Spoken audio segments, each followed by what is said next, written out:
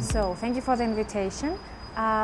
What we can see in the development of the forum since 2012, I joined the forum at 2015 as a participant, is that we moved from just having the annual conference as a highlight to a more practitioner-oriented and action-oriented approach as the forum is developing. So what we see now today is that you have more the sectors collaborating and the countries' collaboration being in the forefront rather than just having the meeting, which was really important to do the first, let's say, preparation work in order to to unleash the forum's intentions. So you have the 4 pillars.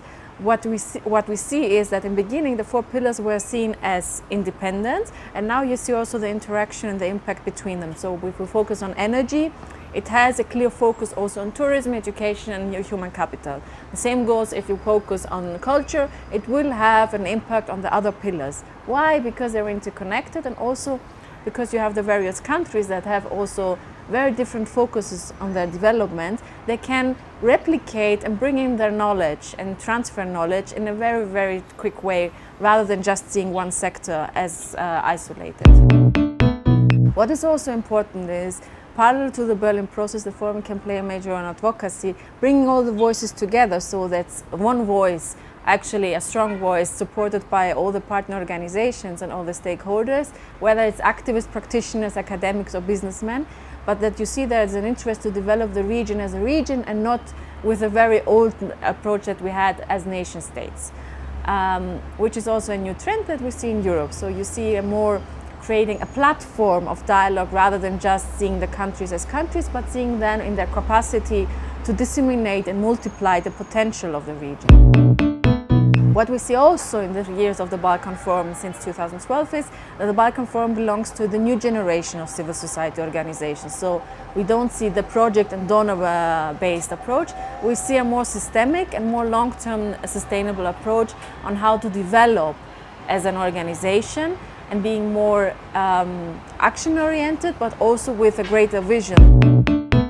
The new civil society that we see is uprising in all the Balkans. We see, for example, in Croatia, they're influencing this legislation.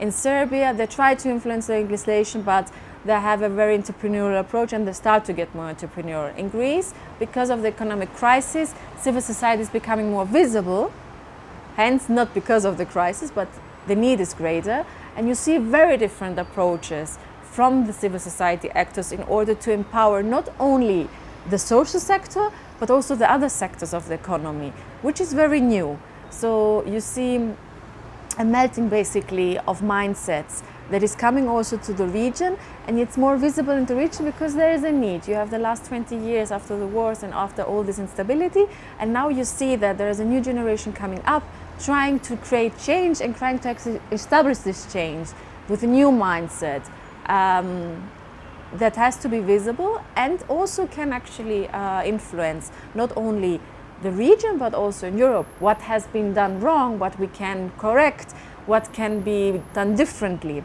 So the Balkan Forum pretty much plays a role not only for the region but also how to actually form the new generation of Europe as we call it today. When you look into the region and in the Berlin process for the accession process, you see that there are differences, but there are a lot of things in common. So the Balkan Forum is actually building on these common pillars as strengths and avoiding to look into the weaknesses and the differences, but building up the strengths, and then we look into the weak parts. That can improve very quickly if you have the strong parts developed. What you see is the interconnection between the countries, which is very new. So the Balkan Forum is looking into the sectors and in multi-levels, but also is looking into the countries in multi-levels. So we're not just taking the Greek identity, the Albanian, the Kosovo or the Serbian, but we look into horizontal, what we can do together. So a kind of clustering. That is very, very important. So I think on this regards, this is a good practice. It's very new, it takes time, but it's also a lot of countries, it's 9 countries. So if you unite this into one voice is very good. And also it can be an example for other regions that have not been collaborating for quite a long time. And it can be a really, really good bridge. So For example, we are talking about the Scandinavian model. Why not talking about the Balkan model as a development model that is very, very different from what we have seen from the models of the 80s and the 90s, because now we are a 21st century model. And I think the region is pretty much now at the momentum in order to develop into this direction. I talk often also about collective leadership. So there's a new sense of not just the individual leader taking responsibility, but also trying to create a collective sense of leadership, that it's more people, because more people is more voices, and this means also more impact.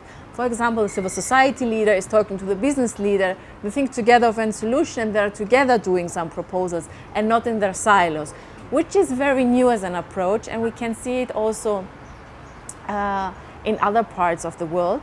But I think for the region, it's very interesting to see that it's taking up very quickly. So the region understands that there is a need that those leaders are talking to each other and actually creating things with each other together, rather than just for the one sector or the other sector, because something that is actually good for the business sector can be good for the social sector. Something that is good for the social sector can be good for the political sector. So you see for the first time that they understand the intersection in a positive way, how to develop and how to create something positive for the whole of the population and not just for their own benefit, which is very interesting to see. And I think there's huge potential in the region because there's an understanding. It's small countries, you see. Together they are a big region, but the countries alone are very small. So they understand the sense of collaboration, also the intersectoral collaboration for the first time. In parts of the collaboration, the common strengths, also outside the Balkans, there needs to be done some efforts. So, for example, the European Union has to do some more efforts to showcase this, because it's a good case, the development of the last 20 years.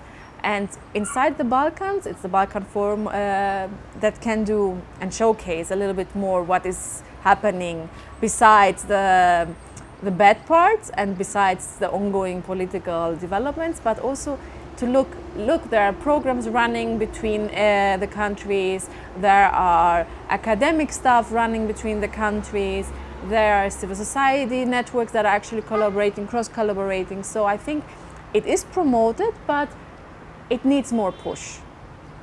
And the push has to come from within, because if we wait from outside, usually it's not going to the direction. So I think there is a dynamic and there is an energy to push from within and also to influence the picture of the region that is outside the region. So number one would be, and I say this as a political scientist, that somehow to engage in the Berlin process pre-talks or whatever, to keep them tracked at least, and to also voice an opinion on the upcoming accession reports, whether they are positive or negative, or fair or not fair. I think the Balkan Forum, and especially the region as such, has to have a voice on this, because the accession process is quite long, and besides the accession process, there are also other opportunities coming up, so pushing into this direction. Number two is actually the region has to understand that together they are strong, so creating more and more partnerships within the region is very, very good. And also, if there are networks like the Balkan Forum or other networks that are collaborating with a country outside the region, that they are standing together as a network and as a region, which makes really, really different than just standing at countries and states alone. And I think this is also the great asset of the region, because it's always talked about as a region. We're talking about the Balkans and Southeastern Europe. So as we are perceived as a region, we can also stand as a region. Why not? I think there is a new generation upcoming, and we can see it. And we can see it also in the diaspora that is living outside the Balkans. So the younger generation that left the region and wants to contribute, that there is energy and there is a will and there is effort. So it really just needs to connect the dots and to put them on a table. And I think the Balkan Forum is really much into this, that we can bring them on one table and they just need to talk and then do action.